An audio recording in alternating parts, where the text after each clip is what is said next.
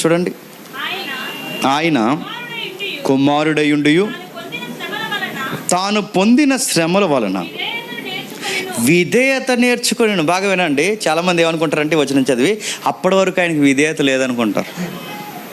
విధేయత నేర్చుకున్నంటే విధేయత లేదని కాదు. సంపూర్ణమైన దేవుడు ఇప్పుడు ఎలా వచ్చాడు? సంపూర్ణమైన మానవుడు వచ్చాడు. మానవ ఆకారంలో ఉన్నప్పుడు ఆ పరిస్థితుల్లో ఎంత విధేయత చూపించాలో మానవ ఆకారంలో ఉన్నప్పుడు శ్రమల గుండానే విధేయత తన తండ్రికి చూపించాడు. అంతేగాని అప్పటికి విధేయత లేదని కాదు. మానవ ఆకారంలో విధేయత ఎలా ఉండాలో ఎక్స్పీరియన్స్ చేశాడు, నేర్చుకున్నాడంటే ఆ ఎక్స్పీరియన్స్లో అంటే తన అనుభవాల్లో నుంచి కూడా తన తండ్రికి విధేయతను చూపించాడు. ఎంత శ్రమ పడ్డాడంటే చెప్తున్నాడు చూడండి, ఆయన కుమారుడై ఉండి దేవుడై ఉండి అని సాక్షాత్తు దేవుని స్వరూపమై ఉండి తాను పొందిన శ్రమల వలన విధేయత నేర్చుకుని మరియు ఆయన సంపూర్ణ సిద్ధి పొందిన వాడై మెల్కీషెదెకు యొక్క క్రమములో చేరిన ప్రధాన యాజకుడని దేవుని చేత పిలువబడి తనకు విధేయులైన వారందరికీ నిత్య రక్షకుడు కారకుడాయను. బాగా వినాలి, బాగా వినాలి, బాగా వినాలి. నేను ముగించేస్తున్నాను.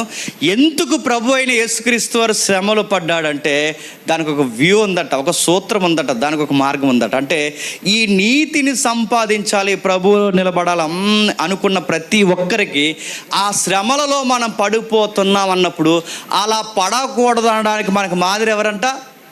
యేసుక్రీస్తు. అంటే ఆయన ఎందుకు శ్రమలు పడాల్సి వచ్చింది? మనం తినంగా ఉండలేకపోతున్నాం కనుక. ఆయన ఎందుకు బాధలు పడాల్సి వస్తుంది? ఆ బాధల్ని ఎలా జయించాలో మనకు తెలియట్లేదు. అంటే మనకు ఒక మాదిరి ఇవ్వడానికి మన కొరకు మాదిరిగా దేని గుండా వెళ్ళిపోయాడట? శ్రమల గుండా వెళ్ళిపోయాడు. అంటే మనకు ఒక మాదిరి కావాలి. ఇప్పుడు చెప్పండి, ఈ మాట నేను కొంచెం ధైర్యం చేసి ముందుకు వెళుతున్నాను. మానవ ఆకారంలో ఉన్న ప్రభు అయిన యేసుక్రీస్తు వారు కూడా శ్రమలలో ధైర్యముగా ఉండాలి. అంటే ఈ పదం కావాలని అంటున్నాను, కొంచెం ధైర్యం చేసి అంటున్నాను, ఎందుకంటే అర్థం కాదు చాలామందికి అర్థమవుతుంది. అందుకే నేను తిరిగేసి మళ్ళీ మాట్లాడుతున్నాను.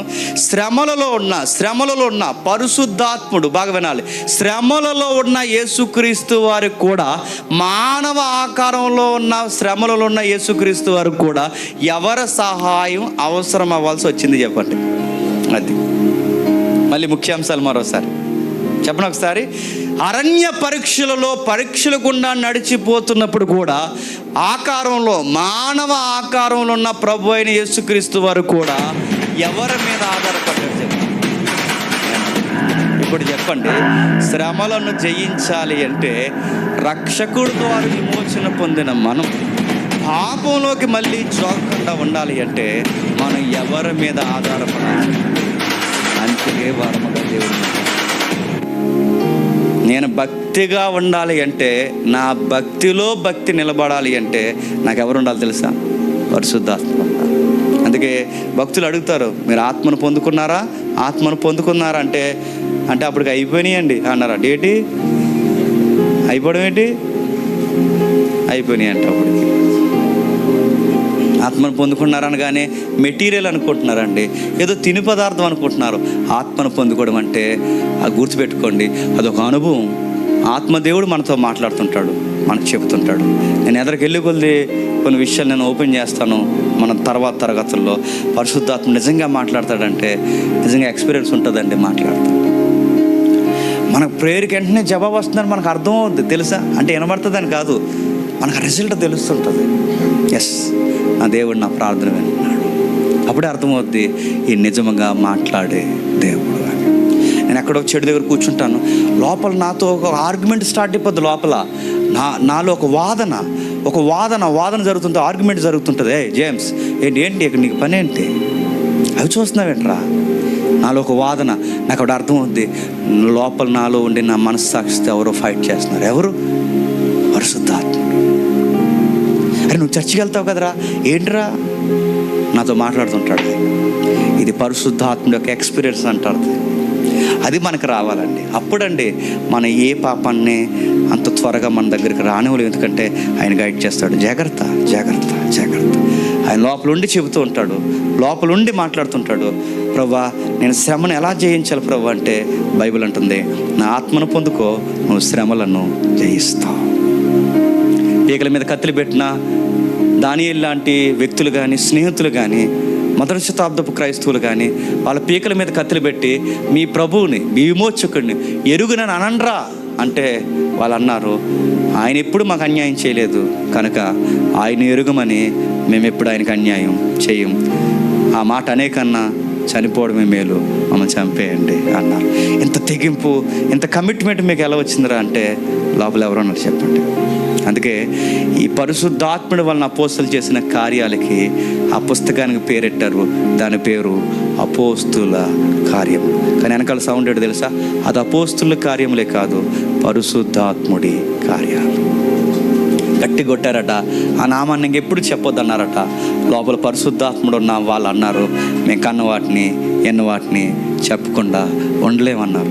ఏరా ఇంత కమిట్మెంట్ ఎలా వచ్చింది? పేతురు 3 అబద్ధాలు ఆడేసేవాడుగా ఎలా వచ్చిందంటే ఆ పెంతెకొస్తే నాన్న గొప్ప మార్పు జరిగింది. ఎవరికి చెప్పండి? పేతురు గారికి. స్థిరపడిపోయాడు, బలపడిపోయాడు. అందుకే మనం నమ్మిన ప్రభువుని మనం ఎక్కడైనా డౌన్ చేస్తున్నామంటే సంథింగ్, ఆత్మ ఏమైనా ఆరిపోయిందా? లేదు, మనం నమ్మిన ప్రభు కొరకు ఏ సెక్టార్లో అయినా మనం ఘనంగా మనం చెప్పి నిలబడగలుగుతున్నామంటే బహుశా గుర్తుపెట్టుకోండి, మీరు పాత మనుషులు కాదు, మీరు నూతన ఆత్మను పొందుకున్న నూతన స్వభావం కలిగిన మనుషులు. ఆత్మ లేనివాడు ఎలా ఉంటాడంటే గంటకొకలా ఉంటాడు. సౌలు తెలుసు కదండి, పాత నిబంధన సౌలు కట పరిశుద్ధాత్ముడు సౌలుని విడిచి వెళ్ళిపోయాడట. దురాత్మ సౌలు మీదకి వచ్చిందట. దురాత్మ ఉన్న సౌలు చూసారా, గంటకొకలా ఉంటాడండి. మీరు ఆ పాత నిబంధన మీరు చదవండి. ఇప్పుడే అవునంటాడు, గంట పోయే కాదంటాడు, మళ్ళీ ఎస్ అంటాడు, తర్వాత సమయలు అంటాడు, తర్వాత నో అంటాడు. ఆ కర్ణపిశాచి దాని దగ్గరికి పోయి కోపం ఎంతాడు, నేను అన్నం తిన్ను అంటాడు. ప్రవక్తలతో ఉండే నీకు అక్కడ పని ఏంటయ్యా అంటే అదో రకంగా మారిపోయాడు.